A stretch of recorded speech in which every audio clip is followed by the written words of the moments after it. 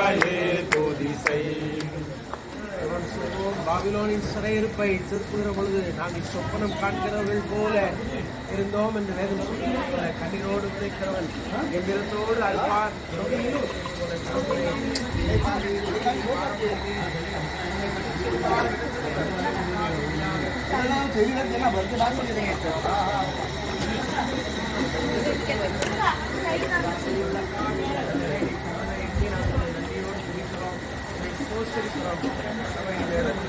ஒரு வெளிச்சமாக அநேகருடைய வாழ்வு தருகிற ஒரு இடமாக இந்த இடத்தை தந்திருக்கிறேன். தகப்பனே, இந்த திருச்சபையில் 45 ஆண்டுகள் பிள்ளைகளாகி நாங்கள் கடந்து வருவதற்கு ஆண்டவர் எங்கள் வாழ்க்கையை தந்த நன்மையான நேரங்களை எண்ணி நாங்கள் நமக்கு நன்றி செலுத்துகிறோம்.